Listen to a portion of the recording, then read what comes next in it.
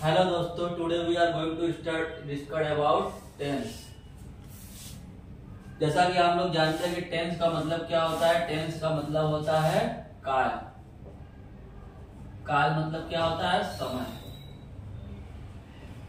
तो सबसे पहले हमें टेंस को अगर अच्छे से पढ़ना है तो हमें क्या क्या होना चाहिए कि टेंस की मतलब जितनी कितनी कैटेगरी है वो सब पता होना चाहिए। जैसे टेंस मुख्य रूप से 3 तरह का होता है, जिसमें होता है पास्ट। पहला पास्ट और दूसरा होता है फ्यूचर।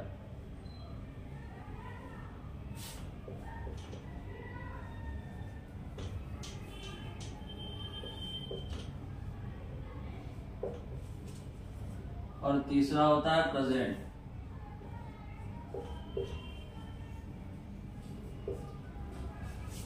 तो मेन जो टेंस होता है वो 3 तरह का होता है। पहला होता है पास्ट, दूसरा होता है प्रेजेंट, तीसरा होता है फ्यूचर। तो अगर हम लोग को इसको ट्रांसलेट करना है अच्छे ढंग से, जिस तरह के हम लोगों को बता सके, उनके आगे अच्छे से इंग्लिश बोल सके, तो हमें क्या होगा, टेंस को बहुत ही अच्छे से फॉलो करना होगा और उसको अच्छे से समझ के पढ़ना होगा।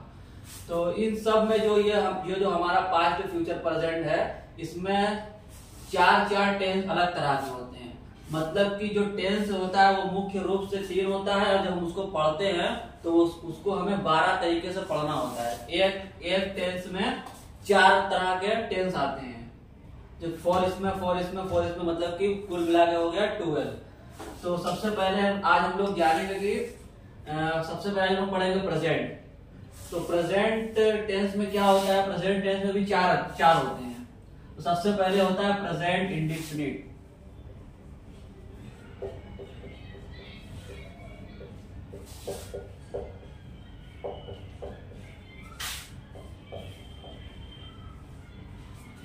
Present indefinite.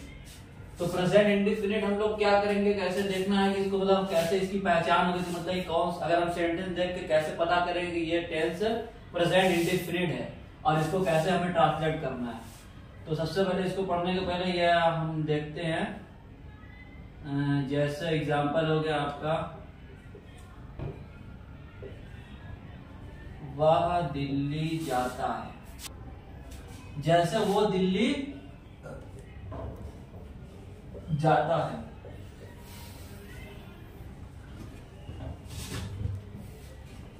तो ये टेंस देखकर हमको क्या पता लगा? इसे देखकर हमें ये पता लगा कि ये जो प्रेजेंट इंडेफिनिट है उसमें एक पहचान आ रही है, जाता।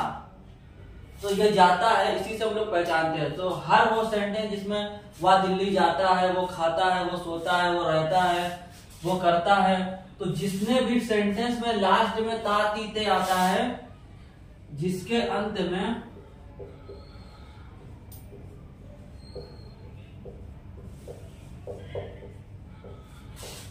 ता ती ते आता है, तो जिसके अंत में ता है, ती है, ते है आता है, वो क्या होता है? वो होता है प्रेजेंट इंडेफिनिट। तो सबसे पहले हमको यहाँ पर देखना होगा वर्ब से उसके पहचानेंगे उसका वर्ब कैसा मतलब आ रहा है, उसके वर्ब के लास्ट में क्या आ रहा है, ता आ रहा है कि टी आ रहा है। अगर ये सब आ जाए तो हम लोग अच्छे से पहचान जाएंगे कि वो कौन सा टेंस है। तो इसको हम लोग देखकर क्या पहचानेंगे, ये प्रेजेंट इंडेफिनिट टेंस है। अब फिर उसके बाद रही बात इसको बनाने की, इसको कैसे ट्रांसलेट किया जाए, इसको कैसे ट्रांसलेट करना है।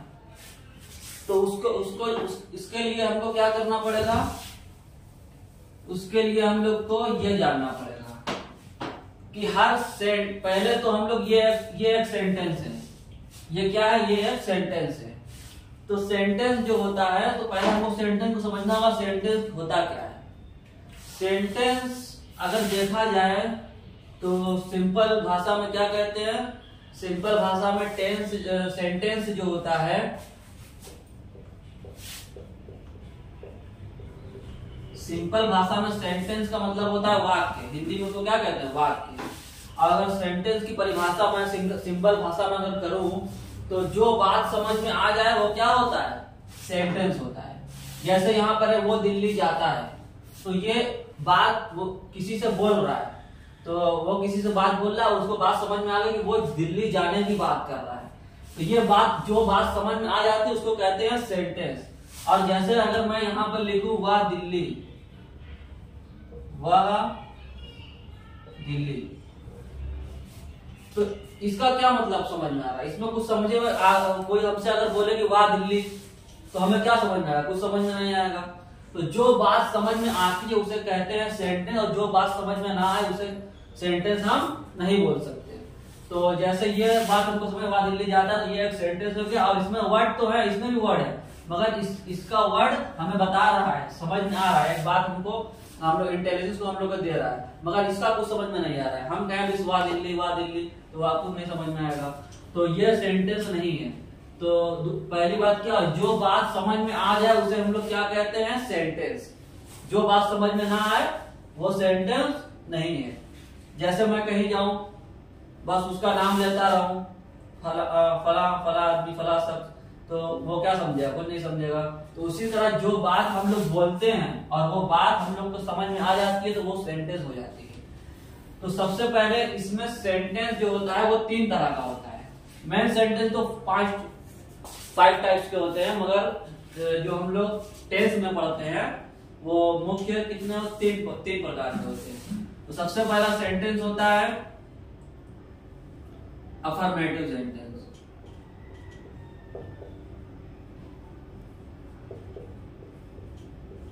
अफर्मेटिव।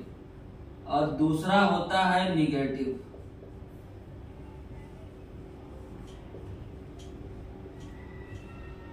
और तीसरा होता है इंट्रोगेटिव।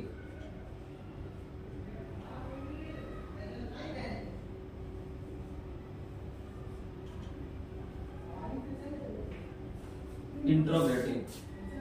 अब हमें कैसे पता चलेगा कि ये सेंटेंस, ये जो सेंटेंस है, ये तीनों में से कौन सा सेंटेंस है? ये कैसे पता चलेगा? तो अफर्मेटिव सेंटेंस, तो अफर्मेटिव सेंटेंस क्या होता है? अफर्मेटिव सेंटेंस को कैसे पहचान सकते हैं हम? तो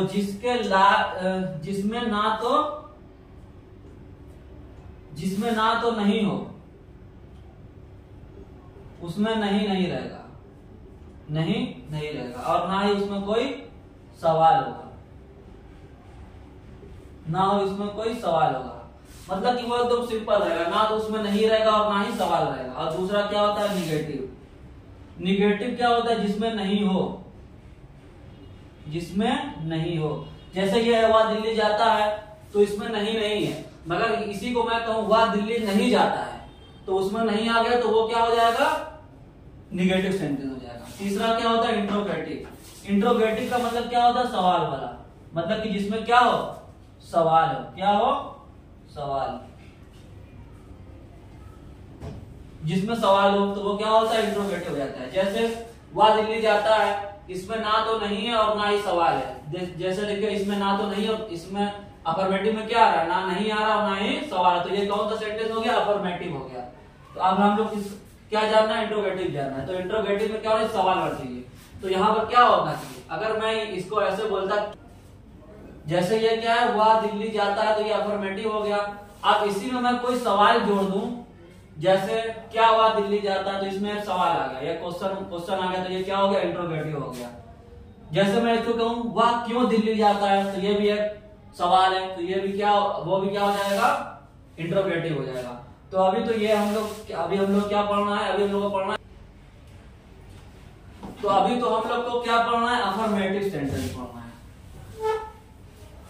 अफर्मेटिव सेंटेंस पढ़ने के लिए हमें क्या होना चाहिए? सबसे पहले एक फार्मूला होता है।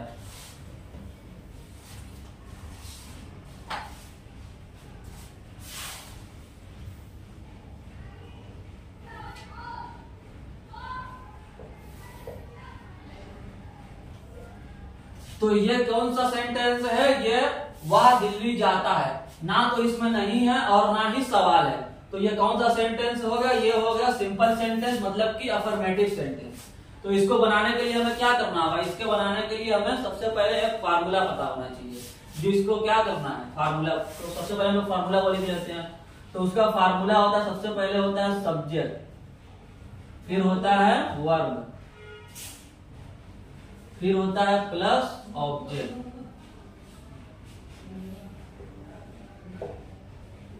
तो ये हम लोग का क्या हो गया, ये अफर्मेटिव प्रेजेंट इंडेफिनिट के अफर्मेटिव सेंटेंस बनाने का ये क्या है, ये एक फार्मूला है। तो इस फार्मूला के बेस पर हम इसको क्या करेंगे, ट्रांसलेट करेंगे। तो सबसे पहले फार्मूला में लिखा है सब्जेक्ट। सब्जेक्ट क्या होता है, सबसे पहले हम लोग को जानना पड़ेगा कि सब्जेक्ट क्या होता है। तो सब्जेक्ट सिंपल भाषा में हम लोग सब्जेक्ट को कैसे समझ सकते हैं, सिंपल भाषा में अगर हम लोग को बात की जाए सब्जेक्ट को समझने की, तो जो काम सेंटेंस में जो काम करता है, जो काम करता है वो क्या होता है, वो सब्जेक्ट कहलाया जाता है।